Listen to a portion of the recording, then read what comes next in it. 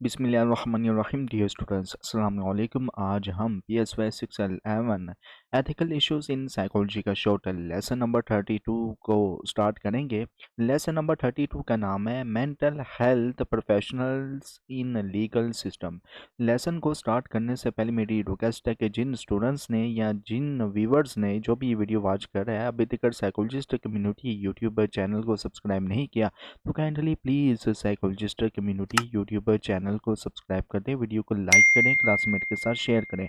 और अगर आप मॉडर्न और इस्लामिक साइकोलॉजी को जानना चाहते हैं तो inner Psychoflix YouTube channel powered by psychologist community, इसी वीडियो के डिस्क्रिप्शन में आपको इनर साइकोफ्लिक्स यूट्यूब चैनल का लिंक भी मिल जाएगा। लेसन बहुत इंटरेस्टिंग है। ओवरऑल इसमें ना आपको मेंटल हेल्थ के जो प्रोफेशनल्स हैं किस तरह से लीगल सिस्टम में काम करते हैं, ओवरऑल आपको लेसन नंबर 32 में बताया गया है। इन द स्टार्टेड आपको इस में बताया गया है कि मेंटल हेल्थ और बिहेवियर साइंस प्रोफेशनल्स का ना काफ़ी ज़्यादा इन्वॉल्वमेंट हो गया है लीगल सिस्टम में, और ये प्रोफेशनल्स एक्सपर्ट और डिफेंडेंट की तरह काम करते हैं। फोरेंसिक क्लिनिशियंस का काफ़ी इंपॉर्टेंट रोल होता है, जैसे कि एक्सपर्ट विटनेस या कंसल्टेंट बहुत से ना लीगल मैटर्स में भी।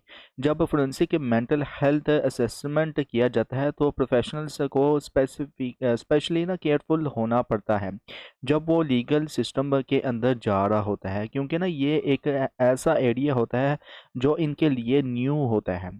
और अच्छा, इसमें क्या है कि लिटिगेंट्स का वर्ड इस्तेमाल किया गया। लिटिगेंट्स यानी कि वो लोग जो लीगल केस में इन्वॉल्व होते हैं, वो 3 तरीकों से मेंटल हेल्थ एवोल्यूशंस के लिए आ सकते हैं। अभी लिटिगेंट्स 3 तरीकों से आ सकते हैं। नंबर 1 पे कोर्ट ऑर्डर के तहत, मतलब कि कोर्ट ऑर्डर के मुताबिक।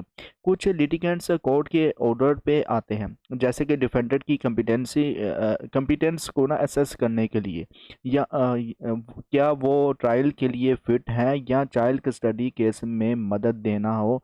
तो फिर क्या होता है कि कोर्ट ऑर्डर के तहत जो है वो ऐसे लिटिगेंट्स आते हैं। नंबर 2 पे लॉयर्स की रिक्वेस्ट पर, मतलब वकील की रिक्वेस्ट पर कुछ लिटिगेंट्स अपने ना लायर्स के थ्रू के मेंटल स्टेट का असेसमेंट चाहते हैं जो इनके केस या डिफेंसेस से रिलेटेड हो, जैसे कि इंसैनिटी डिफेंस के लिए। और नंबर 3 पे जो लिटिगेंट है इनफॉर्मल एग्रीमेंट के मुताबिक भी आता है। कुछ केसेस में ना पार्टीज आपस में ना म्यूचुअली डिसाइड कर लेती है कि लिटिगेंट्स का एवोल्यूशन से करवाया जाए विदाउट कोर्ट ऑर्डर, जैसे कि सिविल और क्रिमिनल केसेस में जहां दोनों साइड्स अपने ना एक्सपर्ट से एवोल्यूशन से करवा लेते हैं। ओके, अब आते हैं responsibilities of the forensic psychologist. अच्छा, ये बहुत इंटरेस्टिंग है। इसमें आपको बस यही बताया गया कि फोरेंसिक साइकोलॉजिस्ट की क्या क्या रिस्पॉन्सिबिलिटीज़ होती हैं लीगल सिस्टम में। इसमें आपको इन द स्टार्टिंग बताया गया है कि फोरेंसिक साइकोलॉजिस्ट के रोल काफ़ी ना डिवर्स होते हैं, मतलब कि आई दिन इनके रोल्स चेंज होते रहते हैं, ड्यूटीज रिस्पॉन्सिबिलिटीज़ चेंज होती रहती है अकॉर्डिंग टू केसेस की सिचुएशंस पर। और ये कई तरह के सेटिंग्स में काम करते हैं। इन रोल्स में क्या क्या शामिल होता है? नंबर 1 पे ट्रायल कंसल्टेंट, नंबर 2 पे एक्सपर्ट विटनेस, नंबर 3 पे द एवल्यूएटर्स, और नंबर 4 पे है ट्रीटमेंट प्रोवाइडर, और नंबर 5 पे है द रिसर्चर, और नंबर 6 पे है एकेडमिक साइकोलॉजिस्ट। अच्छा, ये 2-3 आप बस नाम याद रख लीजिएगा, पेपर पॉइंट व्यू से इंपॉर्टेंट हो सकते हैं कि फोरेंसिक साइकोलॉजिस्ट की क्या क्या रिस्पॉन्सिबिलिटीज़ हैं। ओके, और लिटिगेंट्स बहुत बहुत बहुत इंपॉर्टेंट है। ओके, ट्रायल कंसल्टेंट की बात की जाए तो ये प्रोफेशनल जो होते हैं ना, मतलब कि जो ट्रायल कंसल्टेंट वाले होते हैं लोग, हम या फोरेंसिक साइकोलॉजिस्ट, ये क्या करते हैं कि प्रोफेशनल लायर्स के साथ ना काम करते हैं केस की प्रेपरेशंस में, इन जूरी सिलेक्शन से केस स्ट्रेटजी डेवलप करते हैं, और विटनेस की प्रेपरेशंस में मदद भी करते हैं। और ये सिविल और क्रिमिनल केसेस दोनों में इन्वॉल्व होते हैं और यूजुअली एडवांस्ड डिग्रीज रखते हैं। ओके, एक्सपर्ट विटनेस की बात की जाए तो फोरेंसिक साइकोलॉजिस्ट कोर्ट में ना स्पेशलाइज्ड नॉलेज देने के लिए टेस्टिफाइंग करते हैं। क्लिनिकल फोरेंसिक साइकोलॉजिस्ट डिफेंडेंट की मेंटल स्टेट का एवोल्यूशंस करते हैं और कोर्ट में अपनी फाइंडिंग्स बताते हैं, और ये ब्रॉडर साइकोलॉजिकल प्रिंसिपल्स के बारे में भी टेस्टिफाई करते हैं।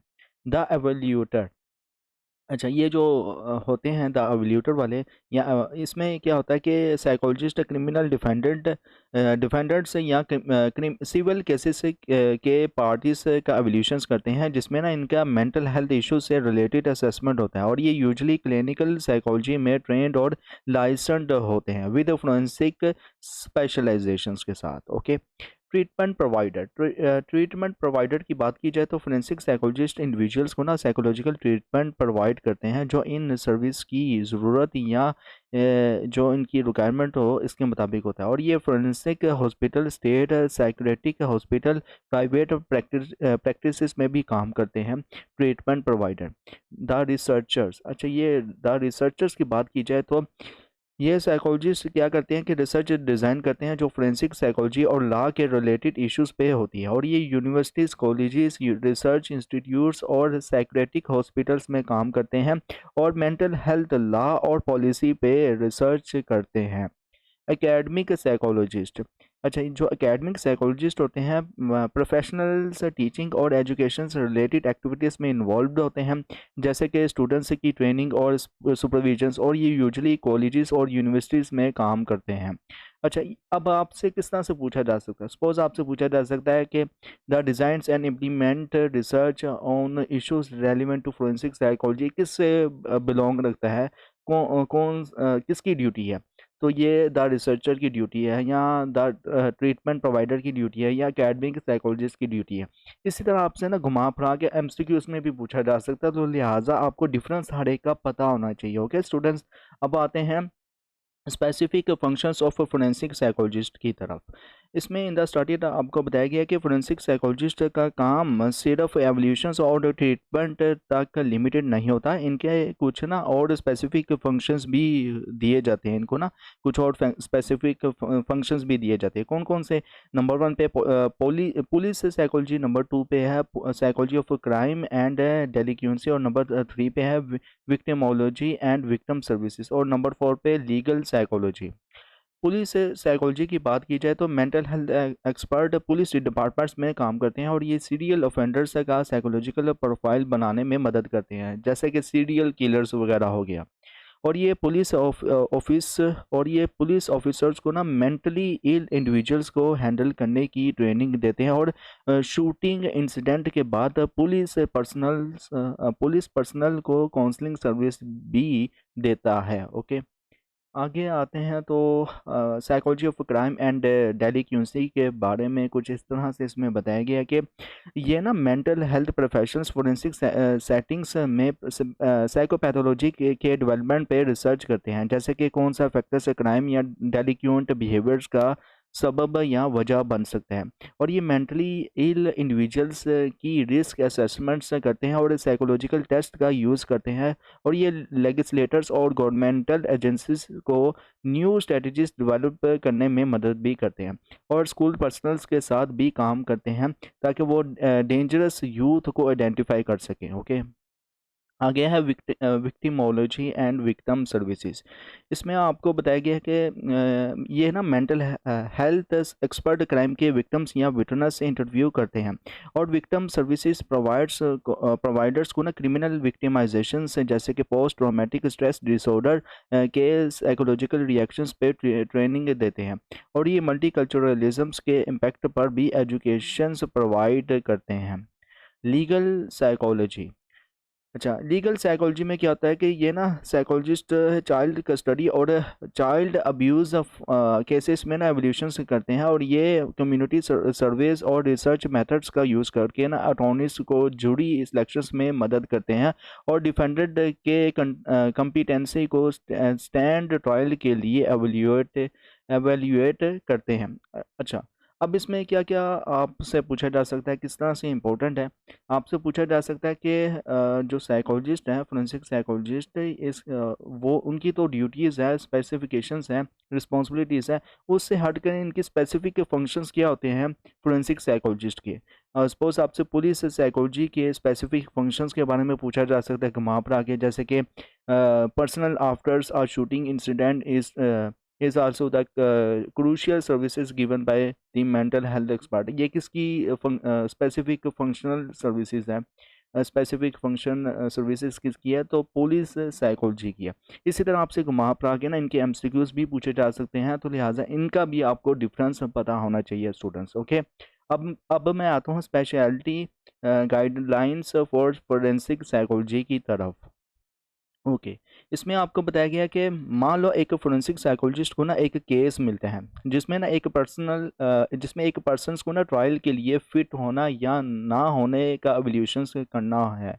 और ये साइकोलॉजिस्ट इन केस को ना कोर्ट ऑर्डर के थ्रू असेस करेगा, जिसमें इसको इसको ना डिफेंडेंट की मेंटल स्टेट को एवेल्यूएट करना होगा और उस एवल्यूशंस को कोर्ट में प्रेजेंट करना होगा।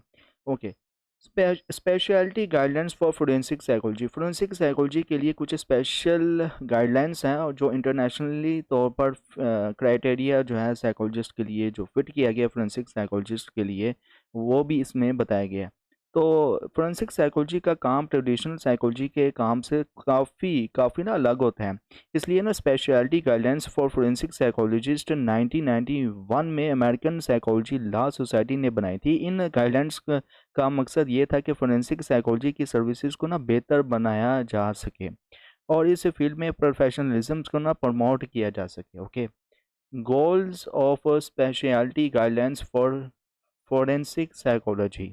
ओके, इसमें आपको मज़ीद आपको ना गोल्स बताए गए हैं कि फोरेंसिक साइकोलॉजिस्ट की गाइडलाइंस के लिए किस टाइप के गोल्स होने चाहिए।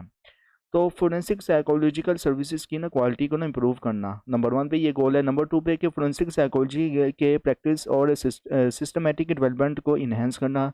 और नंबर 3 पे प्रोफेशनल प्रैक्टिसेस में हाई लेवल की क्वालिटी को इंकरेज करना। और नंबर 4 पे प्रैक्टिशनर्स को ये समझाना और रिस्पेक्ट करना कि ये जो वो सर्व कर रहा है, मतलब कि सर्विसेज दे रहा है, इनके राइट्स का ख्याल भी रखे। ओके, मज़ीद इसमें ना बताया गया कि ये जो गाइडलाइंस है फोरेंसिक साइकोलॉजी के कुछ इंपॉर्टेंट पॉइंट्स पर भी फोकस करती है। ये जो 4 तरह की गाइडलाइंस के जो पॉइंट्स हैं। ओके, अच्छा, रिस्पॉन्सिबिलिटी की बात की जाए, मतलब जिम्मेदारी की बात की जाए, तो फोरेंसिक साइकोलॉजिस्ट को ना अपनी सर्विस सबसे हाई स्टैंडर्ड के मुताबिक देनी चाहिए। इनकी ना जिम्मेदारी है कि वो ना अपनी सर्विस और इनके रिजल्ट्स को रिस्पॉन्सिबल तरीके से यूज़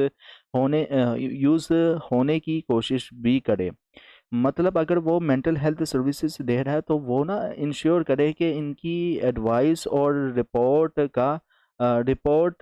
का ना यूज़ एथिकली और सही तरीके से होगा।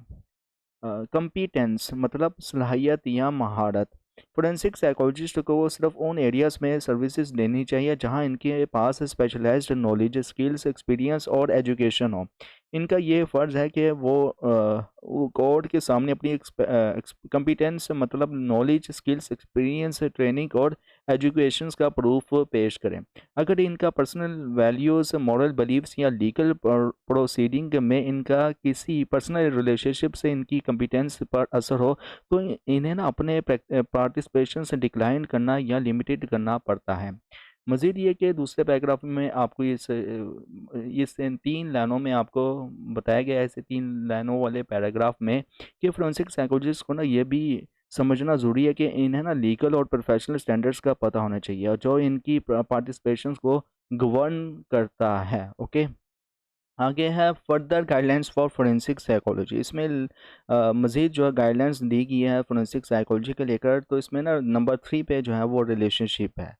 रिलेशनशिप की बात की जाए तो इसमें बताया गया है कि जब फोरेंसिक साइकोलॉजिस्ट लीगल रिप्रेजेंटेटिव्स से इनिशियल कंसल्टेशन करते हैं तो इनको ना अपने काम के मुताबिक सब इंफॉर्मेशन से क्लियर कर देनी चाहिए। जैसे कि नंबर 1 पे फ़ी स्ट्रक्चर, नंबर 2 पे फ़ी स्ट्रक्चर में यही होगा कि वो अपने सर्विसेज के लिए कितना चार्ज करेगा फोरेंसिक साइकोलॉजिस्ट।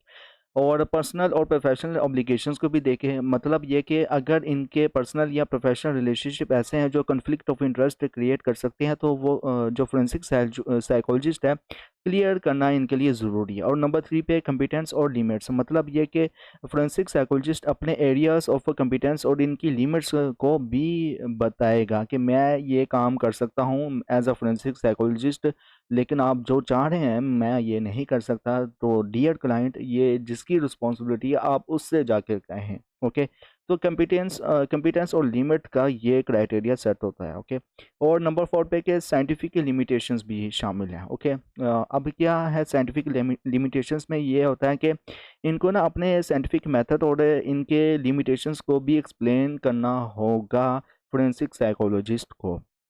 ओके, नंबर 4 पे है confidentiality and privilege. Confidentiality and privilege की बात की जाए तो उसका उर्दू में मतलब है रज़ादारी, और प्रिविलेज मतलब के ईमानदारी कह लें या फिर काबिल कबूल कह लें। ओके, तो इसमें बताया गया है ओवरऑल के फोरेंसिक साइकोलॉजिस्ट को अपनी सर्विसेज में कॉन्फिडेंशियलिटी को समझना और इसका एक्स्ट्राम और इसका ना मतलब कि कॉन्फिडेंशियलिटी को समझना और इसका एहतराम करना ज़रूरी है। और इनको लीगल स्टैंडर्ड्स के मुताबिक ये भी समझना होगा कि कब इनकी सर्विसेज की कॉन्फिडेंशियलिटी या प्रिविलेज लिमिट हो सकती है। इनको इनका ना रिकॉर्ड्स को मेंटेन, इनका काम ये भी होता है कि रिकॉर्ड्स को मेंटेन करना और सेफ कीप करना भी शामिल है। और वो सिर्फ कोर्ट ऑर्डर या क्लाइंट के कंसेंट के बेसिस पर इंफॉर्मेशन रिलीज कर सकते हैं फोरेंसिक साइकोलॉजिस्ट। और नंबर 5 पे है methods and procedure. Method and procedure की बात की जाए तो क्या क्या तरीके शामिल हैं फोरेंसिक साइकोलॉजिस्ट के काम में। तो फोरेंसिक साइकोलॉजिस्ट को ना अपने नॉलेज को अपडेट या अपडेटेड रखना होगा, और इसको ना और अपने नॉलेज को ना प्रोफेशनल्स और साइंटिफिक स्टैंडर्ड्स के मुताबिक यूज़ करना होगा जब फोरेंसिक साइकोलॉजिस्ट किसी एवोल्यूशन ट्रीटमेंट या कंसल्टेशन के लिए काम कर रहे होते हैं।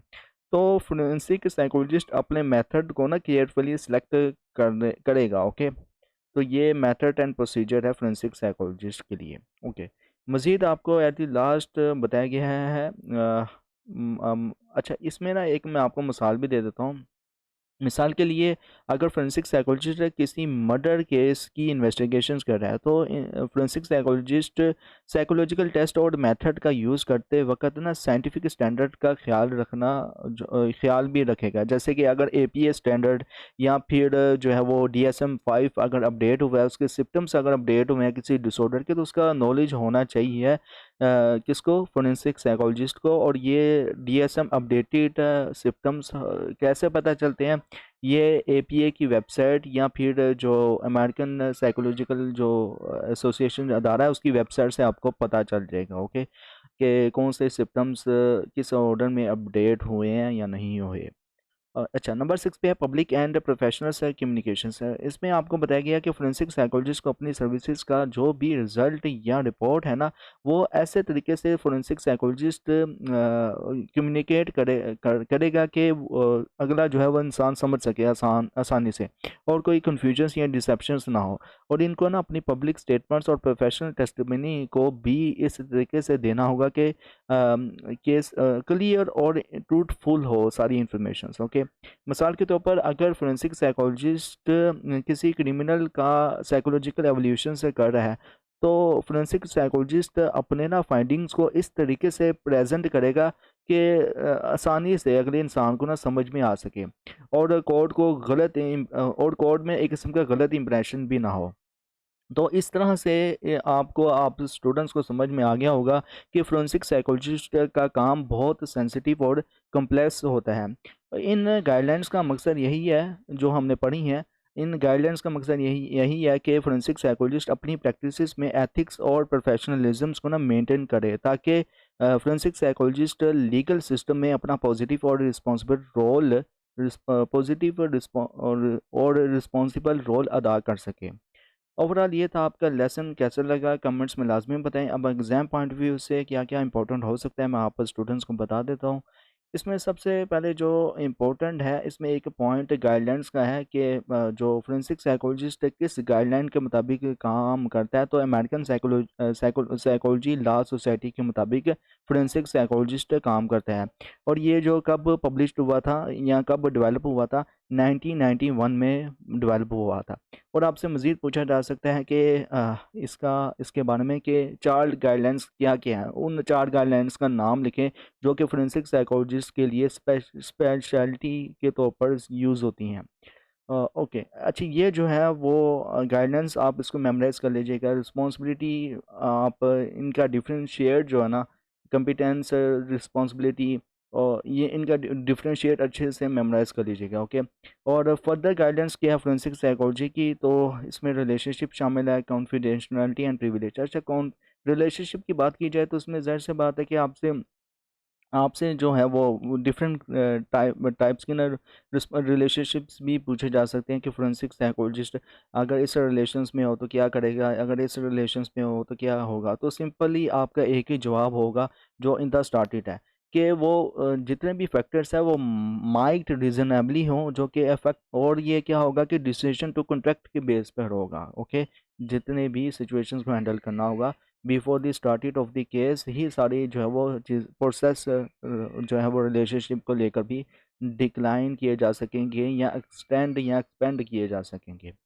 मेथड्स एंड प्रोसीजर भी आपसे पूछा जा सकता है और इसमें घुमा फिरा के ही आपसे पूछा जाएगा, इसलिए ये जो पेपर होता है इसका PS 6 11 का ज़रा थोड़ा सा हार्श किस्म का होता है। क्यों? क्योंकि इसमें कंसेप्ट जो है वो स्टूडेंट्स के ऑलमोस्ट क्लियर नहीं होते।